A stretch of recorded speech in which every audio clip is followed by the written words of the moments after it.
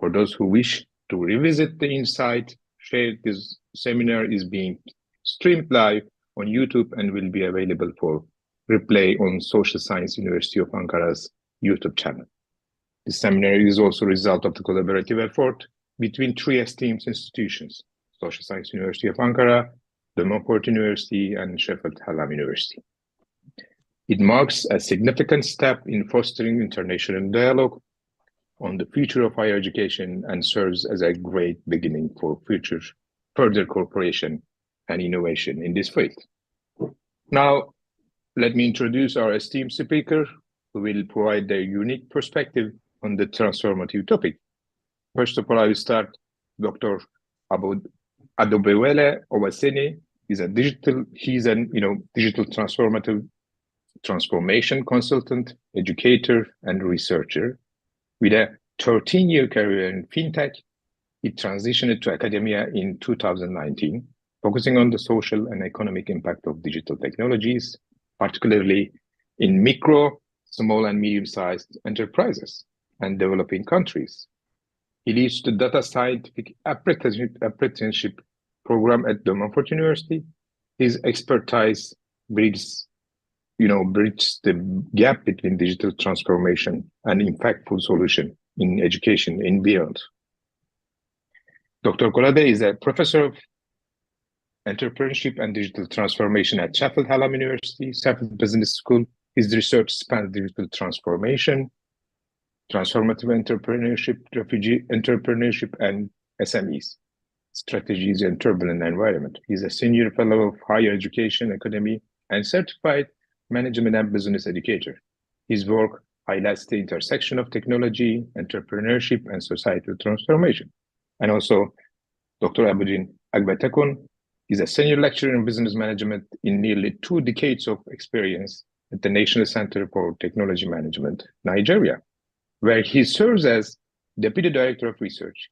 He has held visiting research position at institutions such as the University of Oxford and United Nations University, and has contributed his expertise to organizations including UNIDO and the African Union Commission. His research focuses on the microeconomic factor shaping entrepreneurship and innovation in development context. These exceptional speakers will share their insights and spark meaningful dialogue on this crucial topic. As a reminder, participants can submit questions via the Zoom chat. We will address as many as possible during a Q&A session. Without further ado, let's begin with our speaker, Dr. Abudin Agbetekun. The floor is yours, Professor.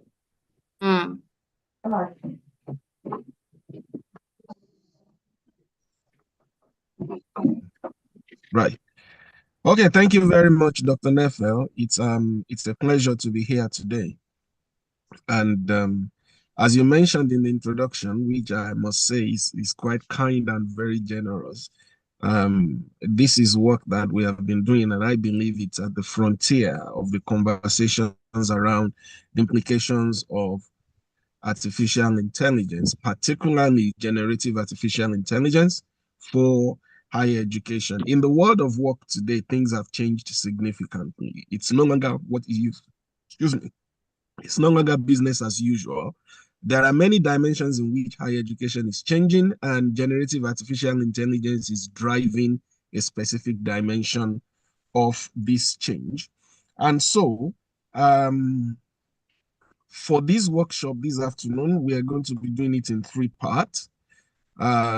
So in the first part, I will talk through a set of introductory concepts and ideas, and that part that I will do, the overview, will climax in my introduction of our book. I will talk a bit more about the book in a couple of minutes, the book that Dr. Neville mentioned earlier. And then I'll hand over to Dr. Owaseni, who is the lead co-author of the book, to talk about the implications of generative AI for teaching. Specifically, he will zoom in on curriculum design, and then later Professor Kolade will talk about the applications of generative AI in research. He's going to be introducing a particular custom GPT called Rosa. He will speak more about that. So I won't jump the gun. Allow me to preface everything we're going to be doing this afternoon with two caveats. The first is that because this is a short session, um, and of course, it makes sense to keep it as short as possible because it's virtual.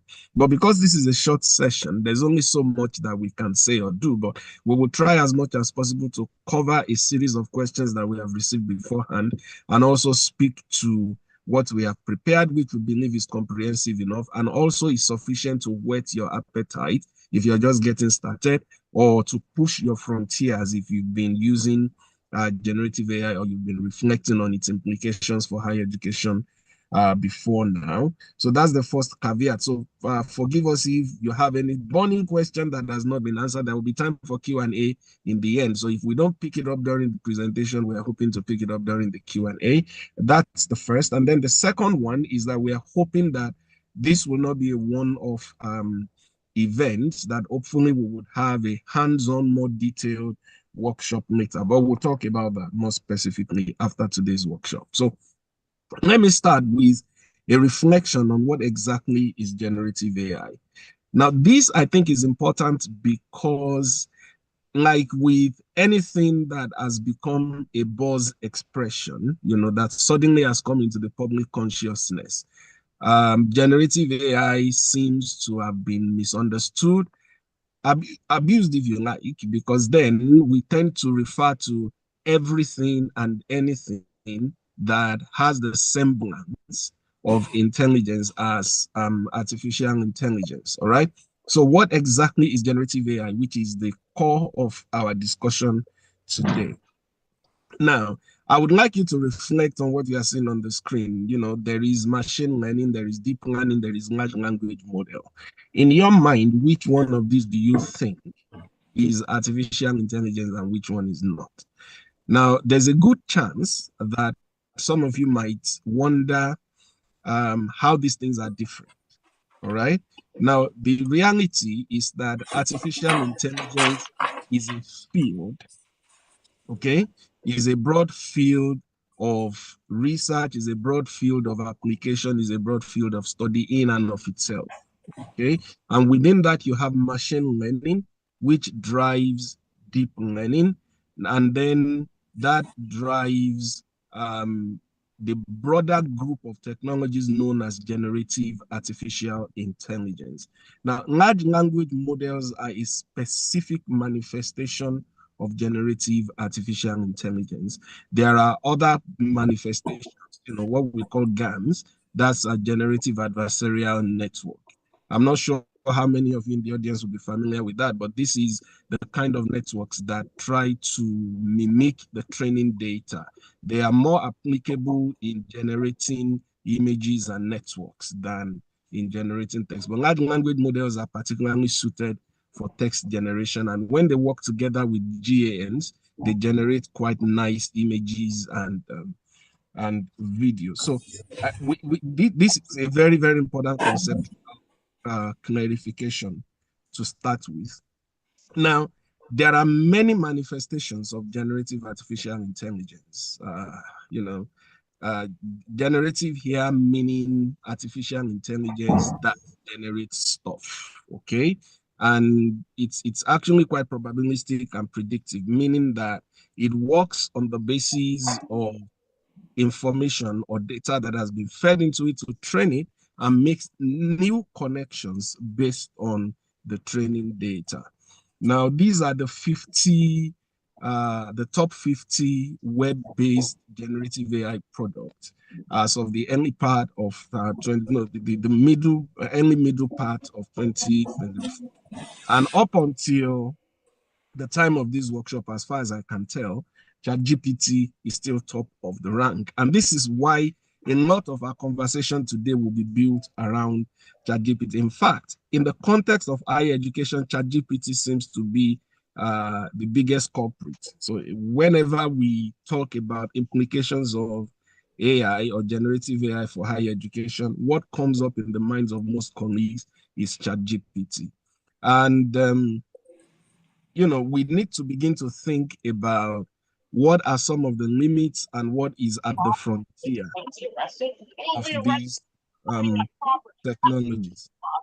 I'm getting never could you, oh yeah, thank you very much. I was going to ask if you could mute everybody. Okay, thank you. So the frontier is that there are limits. Okay. Allow me to quickly mention at this point that the thinking that we could use generative AI or other AI tools to detect AI generated output is a fallacy. As you will see on the right part of the screen, AI detectors have been used in educational context with serious false positives, meaning that they falsely accused students of cheating with big consequences. And there are cases where these tools, could hallucinate. We will talk more about the potential, the caveats that we need to bear in mind as educators and as users of artificial intelligence before the end of the workshop today. But suffice it to mention here that despite the power of these tools, their transformative potential, they also come with challenges. Now, the other point I wanted to mention before moving away from this slide is that the implications of artificial intelligence is not limited to the very mechanical or very deterministic disciplines, as in physics, mathematics, or engineering. There is a huge implication that it's having in the social sciences as well. There are studies that show how artificial intelligence tools, particularly ChatGPT, can sit for board exams in the social sciences and humanities and pass, to the point of even, outperforming human exam takers. And one of the implications, one of the understanding that this should bring us to very quickly is that if there is going to be a crisis in higher education in future as a result of ChatGPT or any other manifestation of generative AI, is not going to be because of what happens or does not happen in schools. Is going to be what happens in the world of work, which is why we as educators, as faculty, need to be prepared to help our students to make good use of artificial intelligence. Because the problem is not about whether students use ChatGPT to write their essays or not. There are ways we can help them with that, as we will talk about later in the course of this workshop. The problem is how well positioned they are for the world of work, where nobody will necessarily stop them or try even to control how they use artificial intelligence. So we want to be in a position where we are well posited to help our students. And one of the realizations that we have come to is that the technology is freely available, is readily available. Up until, a few months after OpenAI popularized ChatGPT when it was released, you needed to have a subscription for you to be able to do a number of things and to have access to their frontline model. But that's no longer the case. As a matter of fact, you can have access to custom GPTs without a paid subscription. So it's actually very, very important for us to understand that we are now in a good position as educators to teach general concepts. And then in the same way that mathematics used the calculator, right? This is not to say that ChatGPT or any other AI, generative AI manifestation is equal to the calculator. That's not the point. The point I'm making is in the same way that mathematics use the calculator, helping students to understand the sense behind numbers, whereas they can just put big numbers into the calculator without spending too much time trying to figure out how to do these, massive computations. In the same way, higher education could make use of ChatGPT or any other generative AI manifestation, to teach. So we teach general concepts, and then we can use AI tools to free up our time to become more efficient. It helps students to become more efficient at learning, helps educators to become more efficient at teaching. So this is the logic that underpins our book, Generative AI in Higher Education. We just came out towards the end of last year. The book covers a number of considerations. And in fact, in the book, we introduce a responsible research and innovation framework that is applicable for the deployment of artificial intelligence tools, generative artificial intelligence tools in the context of higher education. So that's the topic of a whole chapter. That's chapter 6. In chapter 7 of the book, we highlight some emergent issues that higher educators need to think about. This is relevant for both administrators and non-administrators in the higher education sector. And between chapters 1 and 5, we dwell on very specific applications, very specific domains of applying artificial intelligence or generative AI in the context of teaching. So preparing lessons, developing content, in formative learning and assessment, in summative assessment, using these tools for personalized learning and to drive student engagement. So I'll encourage you to grab a copy of the book. It's available on the publisher's website, and we can share the link afterwards. So with that shout out about our book, I'd like to hand over to Dr. Owosheni to take it forward from here and discuss in more specific details the implications of generative AI for teaching. Dr. Owosheni, over to you, sir. Thank you very much for that very excellent startup, Dr. Egbetokun. So quickly, I will look at generative AI and teaching, and this is an exciting conversation, one that has generated a number of interest over time. Next slide, please. So what are the potential applications of generative AI when it comes to teaching? So there's a wide range of application which we can dovetail into what we call curriculum development. So you can look at the application of generative AI, particularly in ideating teaching and learning approaches. So there are different types of teaching and learning approaches. There is blended learning, there is case study learning, there are a lot of approaches. So as a matter of fact, you could use generative AI, particularly maybe in this case now, ChatGPT, to ideate how to go about teaching certain specific contest in specific contests. So for instance, you want to teach software engineering to a particular group of people, particularly maybe they are differentiated by their background, differentiated by their location, differentiated by their experience. So these tools can give you ideas on how to create teaching experience that are context specific to the need of specific group of students. One other thing that this does is in the area of assessment, which I think is something that a lot of people are also very concerned about. So how is this shaping the world of assessment? So a few things here, we can look at it from the student perspective, and we can also look at it from the educator's perspective. So in a way, the solution can allow you to create content-specific, again, assessment, different types of assessment.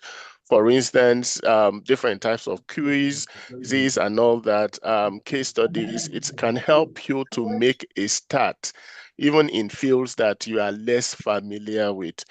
It can also help with some form of self-tutoring, particularly for students. I remember there is a particular custom GPT that we created that helps students to learn on their own. So the idea is that you can use some of the learning materials that you currently have and use it to train this solution, this AI, such that they can go in there and then interact with this solution on their own, learning those specific and details, on their own. Another thing that it helps to do which I found very fascinating, is that bit around co-creation. So co-creation in this sense, again, is looking at how do we generate knowledge. And I think that is one key area that generative AI is actually questioning when it comes to teaching and learning. So the question is, whose knowledge,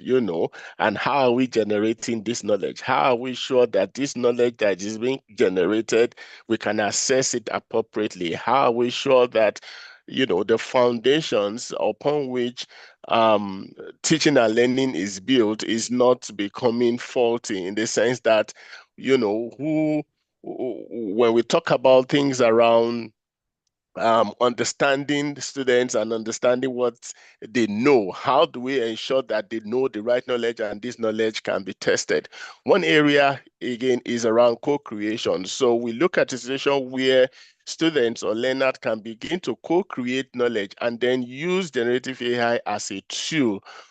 For instance, you can come up with a situation or a scenario where they are going to be exposed to the use of these tools over different scenarios and contexts, and then they can query the output. So that in itself is going to kind of enhance and encourage critical thinking, such that they're not just going to take everything that generative AI gives to them and just feel, oh, that is the best that we can have.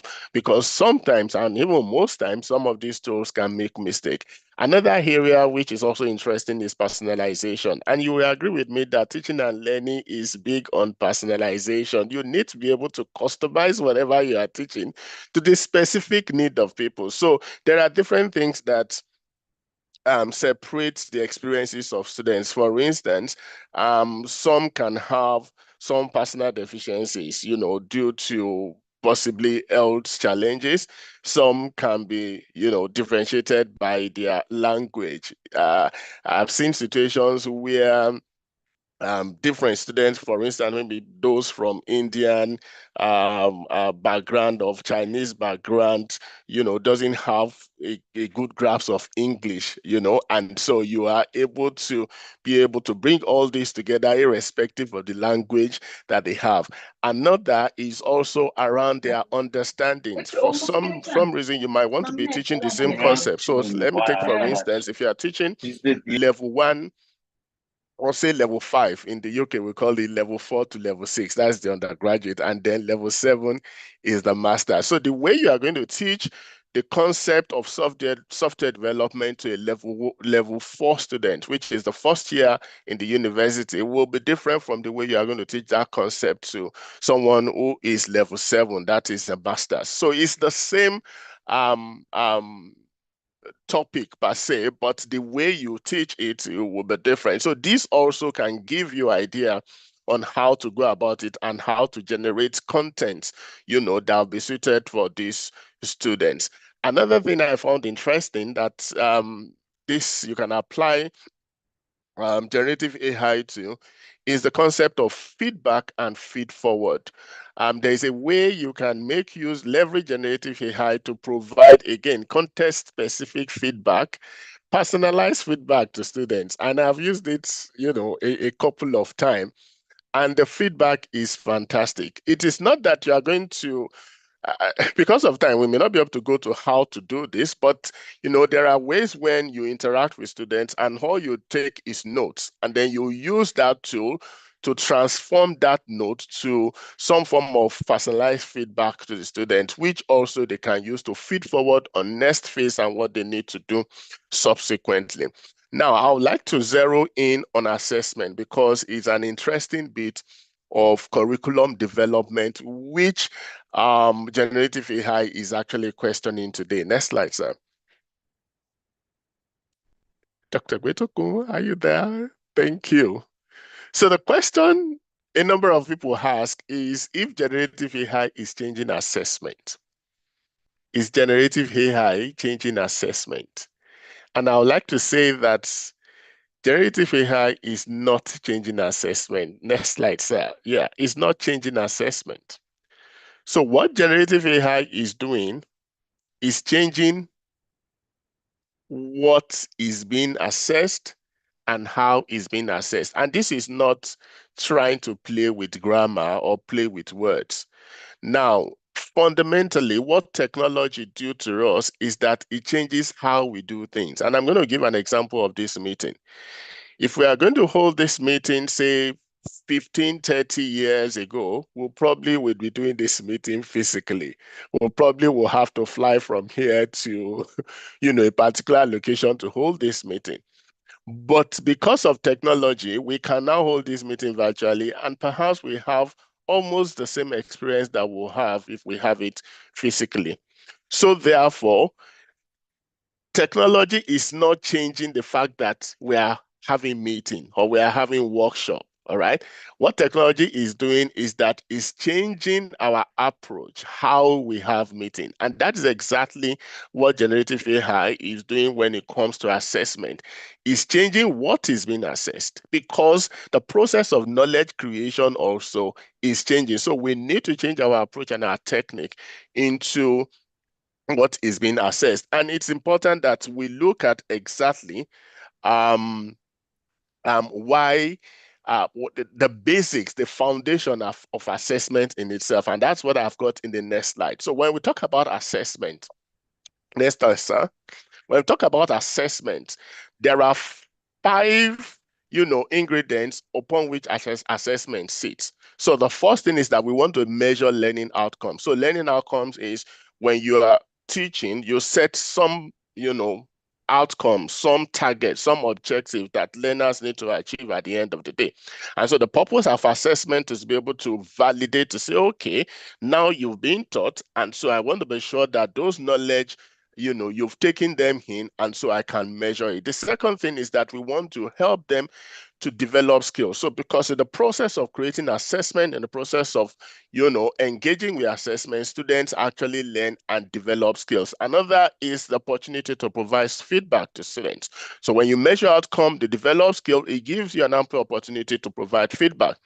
And then assessment also inspire engagement.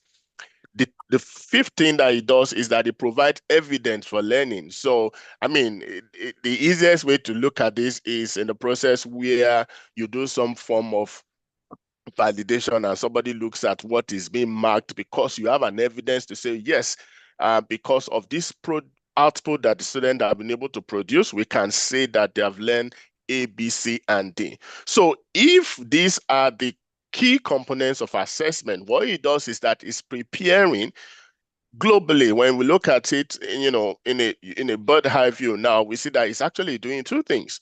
One is preparing students for careers and workplace.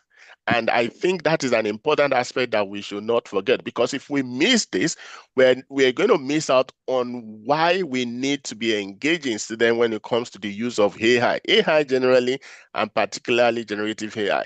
And the other bit of it, which is more like the risk assessment bit, is that we also need in the process ensure that we maintain academic standards. So we are preparing them for workplace, and we are also maintaining academic standards. So when we look at this, we found that the tools, different tools, generative AI tools that we have mentioned, ChatGPT, Copilot, what have you, they are challenging some of these building block upon which assessment sits. Because if students engage with this tool in an irresponsible manner, it's going to be difficult for us to measure learning outcome. It's going to be difficult for them to develop skills. It's going to be difficult to have accurate feedback. It's going to be difficult to inspire engagement.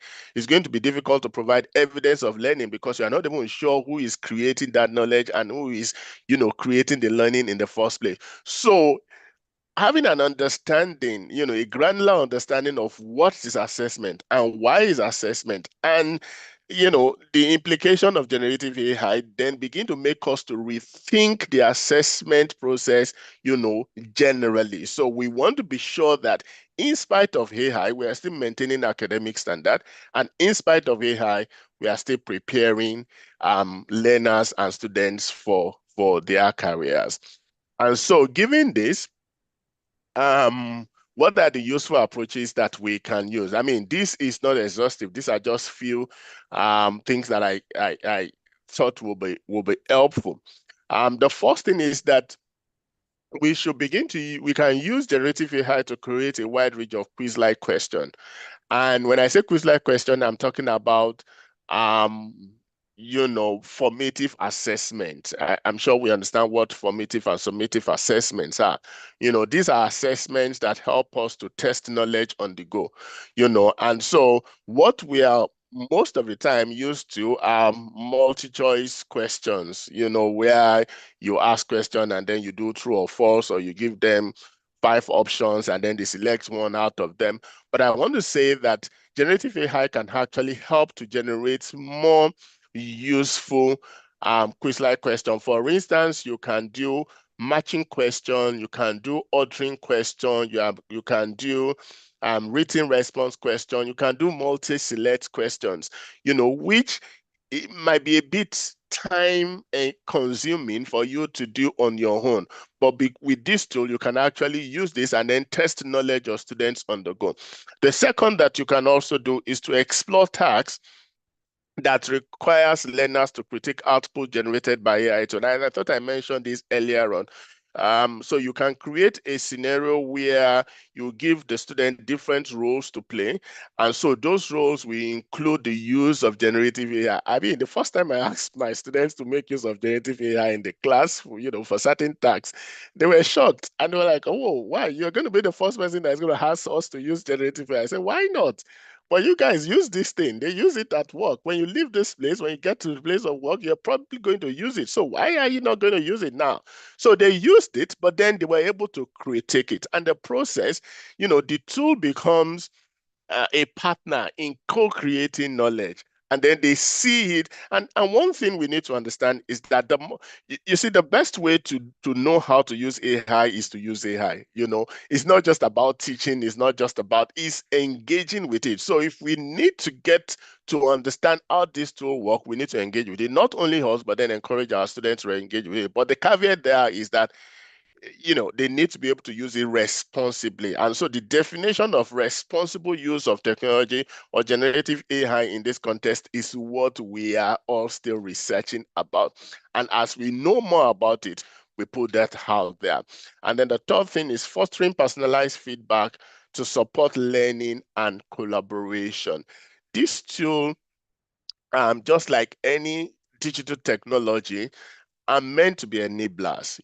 They are not supposed to be, they can be disruptive in their approach, but then much more, they enable you to do certain things. They enable you, to stop certain things. They enable you to be more productive in what you do as teachers or as researchers, as the case may be. Next slide, sir. Yeah, so I'm going to hand over now to Professor Shinkolade to look at generative AI and research. Thank you very much. Thank you, Professor. Thank you so very much indeed, Dr. Owosheni, for very enlightening and interesting discussion there of the applications of generative AI in teaching and learning. I just want to have a quick discussion about the application in research. I know many of the participants on the call here, active researchers in your own right, as we should be, to be effective, educators as well. We are right at the frontiers of research, and then bringing those knowledge, of course, also to the classroom, to engage, our students. And I think the application of generative AI in research has been a subject of intense debate and discussions and sometimes controversies as well, for obvious reasons. In the same way that we talk about, the use of or the disruptive impact of generative AI in teaching and learning in terms of student essays, the integrity of contribution, the attribution of knowledge production, and so on. So much so it is with research. So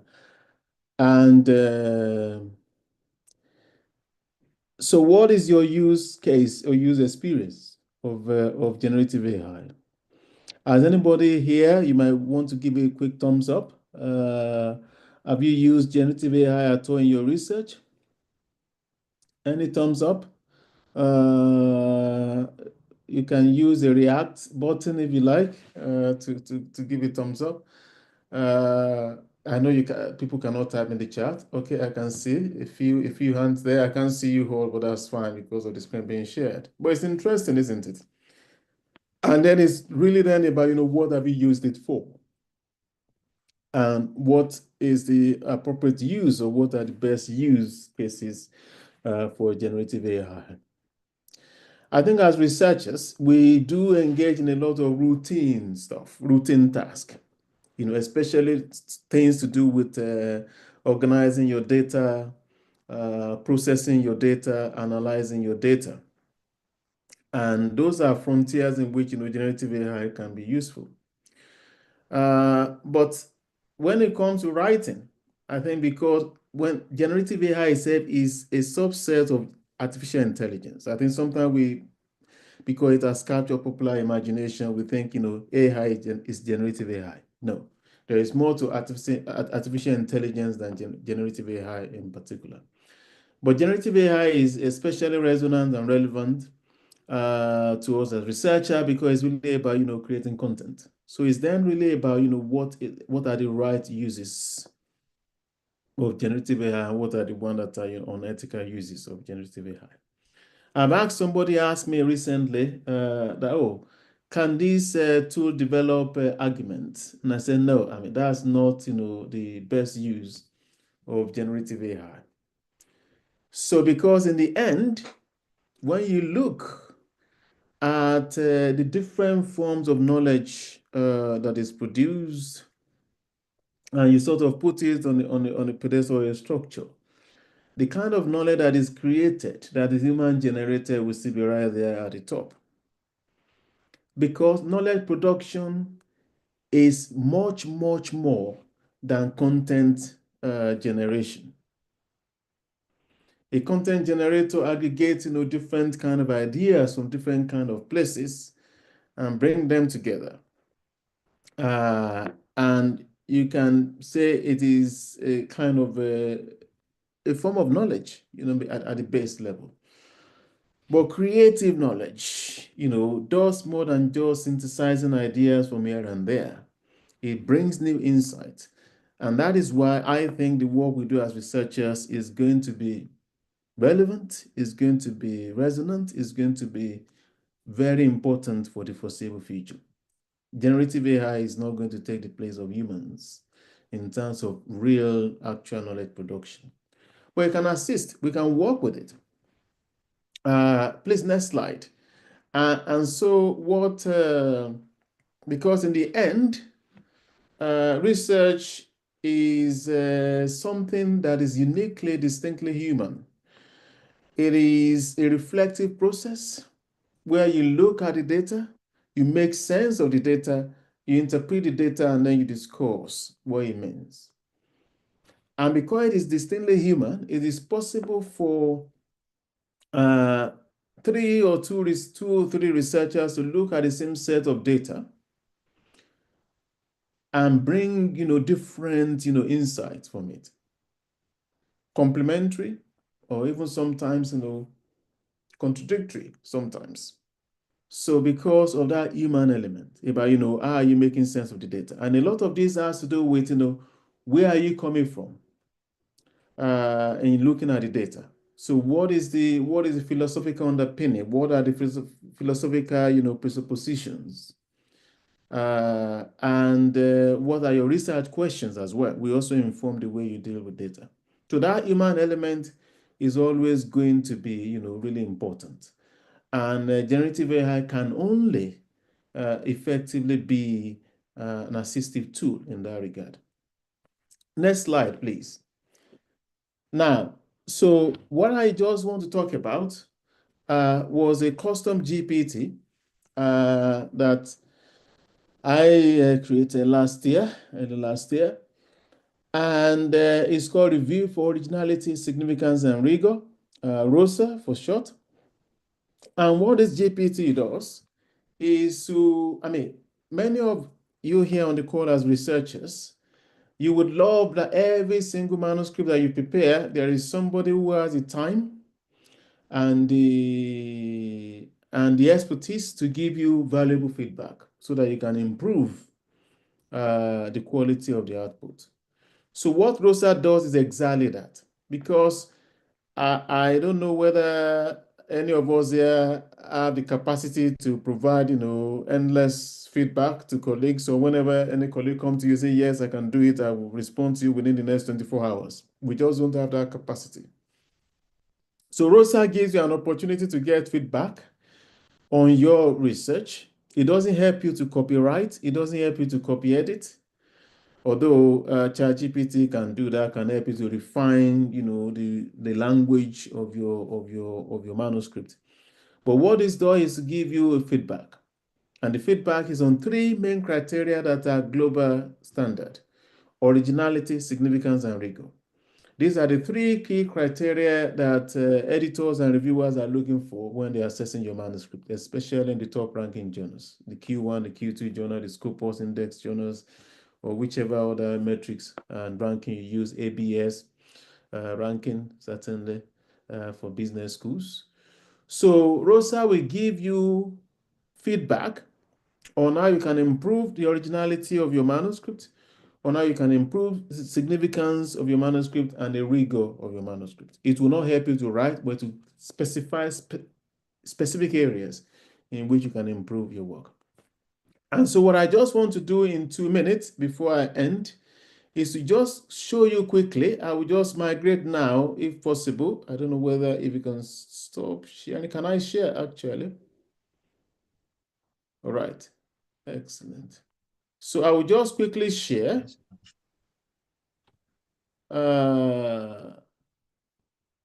So that you see the way ROSA works in practice. So this is ROSA. So this is the page you come to. I don't know if Dr. Egbedoku or Dr. Woshine can share the link to ROSA in the chat. It is free to use. You are not required to pay anything at all. So you can come to ROSA, you can see this conversation starter. If you click on this, or you either attach your file first, if you click on, you want to check the originality of your manuscript, ROSA will ask you to upload. So let's do that just for a start. Maybe in a future session when we have more time, we can go deeper into this, but let's just have a look at this. So if I click on this, please rate this manuscript on originality. You can see ROSA is saying, please upload the manuscript. So if you have not, it will remind you to upload the manuscript. And now I can come here and use an example that I've used in recent time, which is a recent paper that was presented in a conference, and we just recently submitted last week, actually, to a journal. So, but this is a conference paper that we're preparing, or that we presented, to get some feedback. So, and I upload that, and if I click on that, it's going to read it to let me know that this is the manuscript, to be sure, and is then doing the assessment on originality, and you can see that.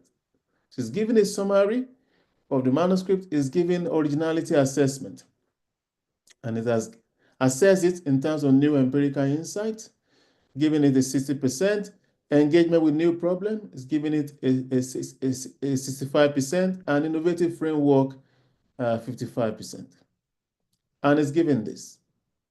Okay, so and if I then follow up, suggest key ways to improve. So you can have a chat with ROSA to improve the originality. So it has highlighted the weaknesses and strengths of this manuscript. And now I'm asking for a follow-up on, okay, what do I do to fix this? And you can see that. It said primary empirical data is a weakness. You can add through interviews or surveys and so on. It's giving specific, suggestions. A novel or unexplored context, Yeah, it said, you know, the case we have used, which is the Sheffield Alarm case, you need to do more than that. And then it's a propose a groundbreaking framework. Yeah. So, and it's giving these very specific, you know, suggestions. And then on the represented outcomes. So 4 or 5, in fact, 7, 8 specific suggestions there on how to improve the manuscript. So, and that is an example. I will stop sharing now because of time. So that is an example of what you know, generative AI can do. The one thing I will say about this is that this generative AI is not your generic cheap GPT. It is trained specifically with the criteria from the UK Research Excellence Framework, which include assessment of originality, significance, and rigor. It is trained with that data to assess the quality of your manuscript. So it's not just, you know, pulling anything that is there in the web. It has specific training to assess the originality, significance, and rigor of your manuscript against those criteria. And it's useful as a feedback tool because you can then look at many, you can have conversation as well to ask specific questions and go back to the drawing board. And many colleagues who have used it have, you know, given positive feedback about how it helps them, the kind of feedback that you can't easily get from colleagues because everybody is busy. You know, Rosa is able to give you tailored feedback. That is one very good use of generative AI. And I will just stop now and hand over back. Again, it's a very short introduction to generative AI and research with the example of Rosa. But hopefully there will be more time to explore in more detail in the future. Over back to you, Dr. Ekpeto. Yes, thank you very much, Prof. I'm sure that colleagues have seen the potentials of generative AI, you know, both for teaching on one hand and for research on the other hand. We have a couple of minutes for questions and answers, but I would like to start by picking the brains of my co-presenters, my co-facilitators. I mean, what I'm showing on the screen are some of the caveats that we mentioned in the course of the presentation, the well-known limitations of generative AI. I think this is important for us to talk about, just so we know that we are not arguing that any generative AI tool is a replacement for the human educator or for the human researcher. We are very well aware of the limitations. I mentioned in the beginning that we received a couple of questions before the seminar today from people who have registered. Now, I'm quite confident that we've touched on a number of them. For example, there's a question about specific recommendations for incorporation of AI tools into teaching process. We had a question about how to detect student writing. We talked about some of this as we were going through the course of the presentation earlier. Now, there are two specific questions I want to pick up on. For the sake of time, I'm going to ask the two of them, and then I'm going to tell you, Professor Konade, I want you to comment on, someone has asked a very specific question here. What kind of future await foreign language and translation departments at universities at a time when artificial intelligence is said to have surpassed human intelligence?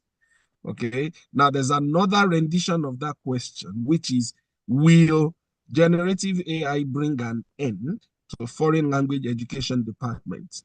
So take a ring check on that one. And then Dr. Konade, I'm sorry, Dr.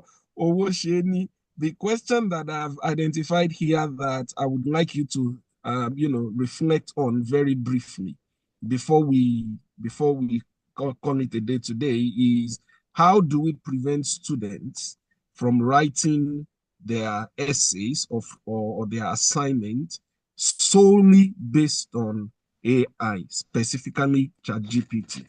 So I'd like to have your reflections on those two questions because I'm sure that they are particularly useful for the audience. Sorry, Dr. Egwetokun, you will have to bear with me. I was responding to some direct comments that was questions. Oh, that was in the chat. Okay. So please, can you please quickly repeat, you know, the two? You don't need to read every single word. No. I mean, the two are related actually, and I can summarize them in one sentence. Will generative AI bring an end to foreign language departments in universities? What do you think? Well, I say amen to that. But probably not. Probably not. I mean, I don't think it's going to bring an end. And I think, the question is also uh, emblematic of some of the concerns that have been expressed across board, not only with languaging. I think what is going to happen is that it's going to improve, the offering of languages in universities, because any university that doesn't want to complement their offering with generative AI,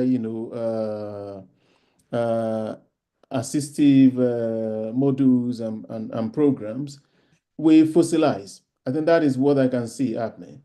I think the future belongs to universities that are able to incorporate generative AI into their offering. But I think there will always be room for the human, aspect of it.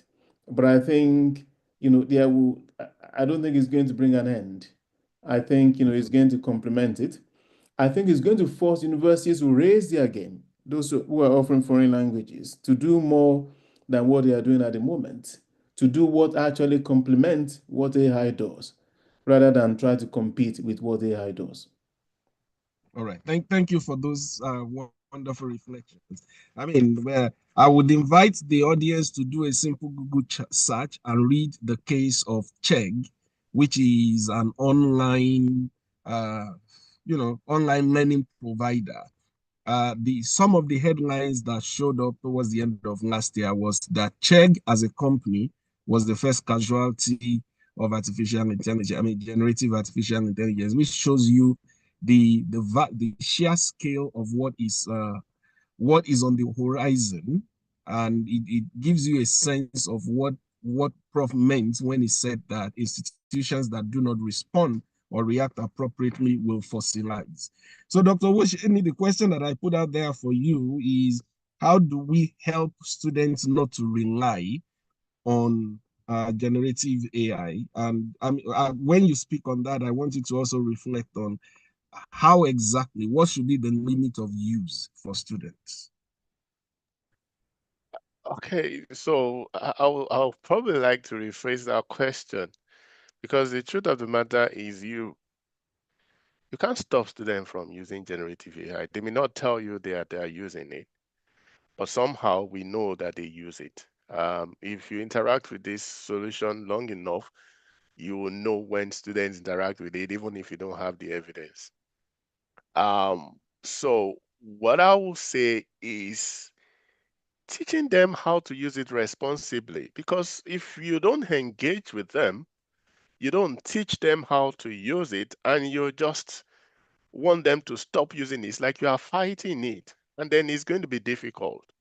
I mean, we can borrow this. I may not want to speak to this, but then we can borrow it from, it may not essentially be, something that we can compare to. But when we look at parenting, for instance, when you tell children not to do certain things, that is when they tend to do, what you tell them not to do, because they want to see why you have asked them not to use it. So for me, I think the best way is to be open about the conversation. And I think this openness is what is required across the universities and across, conversation at different levels. So this tool is here. We are not only going to be mindful about the risk, we are also going to be mindful about potential advantages, even if we don't know what it looks like. So we can have for me, I think the best is to have an open and honest conversation, to let them know the implication of using it and how to use it responsibly. So the question of using it responsibly, we now deal with understanding that this is a tool. It's not supposed to replace your creative imaginations. It's not supposed to, replace your ingenuity and innovation as a person. Yes, there is artificial intelligence, and then it appears that it has a lot of intelligence that seems to surpass that of human being. But there are still certain things that is unique to us that machine can't take away, even in the process of learning. So these are the conversations that we need to begin to have and set appropriate rules, governance structures, frameworks in place that would, safeguard the use of this technology such that people know when they are hearing, although it might be a very thin line, they understand when they are, getting out of the mark, and they understand the implication of doing that. Thank you very All much. right, thank you very much for those insightful reflection. We received another question specifically about the ethical considerations and best practices that higher education institutions should adopt to address, the usual challenges, academic integrity, over-reliance on AI. There's a related question to that, which talks about ethical use. So how can we help students or even faculty or colleagues to make ethical use of artificial intelligence? Because we're out of time now, I'm not going to invite reflections on that. I will just direct you, ladies and gentlemen, to chapter 6 and 7 of our book specifically. As I mentioned when I was talking earlier, we pick up on these particular topics of ethics, responsible use of all kinds of artificial intelligence tools that you can think of. And I think, there's a lot to gain from engaging with the content that we have taken the pains to put together in that sense. So with that said, I'd like to hand over back to Dr. Neffel. I don't know if we've still got a couple of minutes left for some maybe I could just say questions. something about that ethical use. A few things that is important is inclusivity, openness, and inclusion, in a process. So we need to understand what exactly constitutes ethics in our own context, and also get people to be involved. I mean, including them and speaking about it takes away those imaginary barriers, and then we have an understanding of what responsibility is, whose responsibility, and how do we guide against risk in that situation. So more is in our book, but I'm just kind of motivated to just say one or two things about it. Thank you. Yeah. I like that thought about, open conversations. The process of dealing with the ethical implications of generative AI, as we argue, and as you already said, should be a co-created process. Nobody should be left behind. I mean, otherwise, we would always be playing cat and mouse, where we will be compelled to be using a carrot and stick approach, which I don't think is going to work. And I think is one of the reasons why, all questions that we hear all the time about what kinds of detection tools are out there just imply that we probably are going after the wrong thing. If everybody understands the proper use of these things, we don't need to be worried about detection. So over to you, Neville. Thank you so much, professors. It was a great, seminar, and we are very appreciative about your contribution on it. And as I can see on the questions as well, that we are confused, and then we don't know how to manage, how to navigate around this generative AI in higher education, specifically learning, teaching, and research area. As you can see in the question as well. So I think we need a kind of a guidance and policy of our institutions, and students and academics should know what is their limit, and then how they can be creative on learning and teaching issues. And it is a good start for us, and we hope that we can, contribute on further, activities, could be seminars and workshops, other issues. And we will be letting you know for our participants to, future cooperations. If you, don't have any time, we cannot raise any question, but let me ask our participants, if they have maybe one question very related with this issue. If you have few minutes. What do you say, professors? Yes, I would say that's okay. We can take a couple of minutes. I don't know. Yeah. If I suppose anybody wants, we probably have time for one question because of Yes, time. Yeah. yes. I was going to say May- maybe 5 minutes, and yeah, we Okay. can then wrap it up. Anybody wants to have ask a question? Can I ask a question, Dr. Nefer? Sure. Hello, this is Senadas from De Montfort University. So I have a question for my colleagues. So what do you think the responsibilities or the role of the universities in detecting proper use of generative AI? So what should universities do about the proper use of AI? Now, thank you, Dana, Senna, for that question. If I can take a quick stab at that, I think, I could link this directly to the reflection of Dr. Osheni and my thoughts on that. That you see, if once we start the conversation from the position of detection, we probably are starting from the wrong end of the stick. Because I think the starting point of the conversation should be, how should we, as faculty, help ourselves to build sufficient capacity to the point that we are able to help our students and colleagues to know what to do. Then secondly, is how should we build the capacity of our learners to the point that they become responsible and ethical users on their own. Then that takes away a lot of the burden of having to detect and all that. But I do understand the concern. It's a valid concern. But one other stark reality that we are facing right now is that all of the detection tools that are out there, they don't work. That's the truth. But I don't want to monopolize the conversation. So I'll allow Professor Konradi and Dr. Woshini to also respond to that quickly. I think you already said, the most important bit, which is, and I think Dr. Woshini said earlier, that it has to be co-produced. It has to be an inclusive process of engaging. I think that's the most important thing, or the starting point for universities, really, to include, not a top-down approach, to get a sense of, what are the, experiences of people, real experiences. But I think one other thing to add is that we also need to rethink. It's not really about detecting or stopping controversial and unethical use of AI. It's also really about what do we need to change ourselves. Technology is changing the world, and we have to respond. We have to be responsive. We cannot continue doing assessment the way we have been doing it. So, and I think our book spoke, we discussed a lot about that. We also have discussed that in a journal article we wrote on the same subject. As long as we are testing knowledge, how much knowledge, somebody has acquired, I think we'll be well behind the dynamics of the 21st century knowledge economy.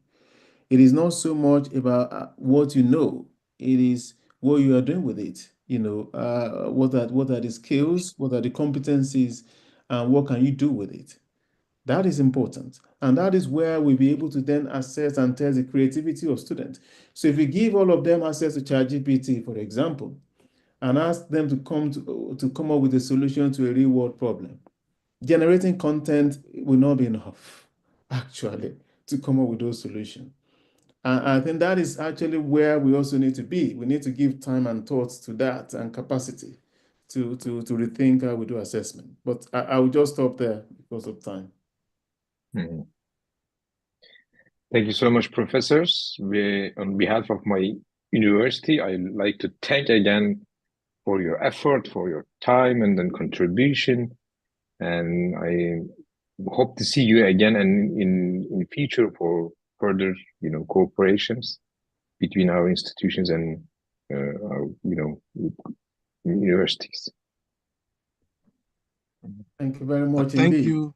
Thank you so much for the Thank you so invitation. much. It's been Thank an you, honor. everyone. It's been a pleasure.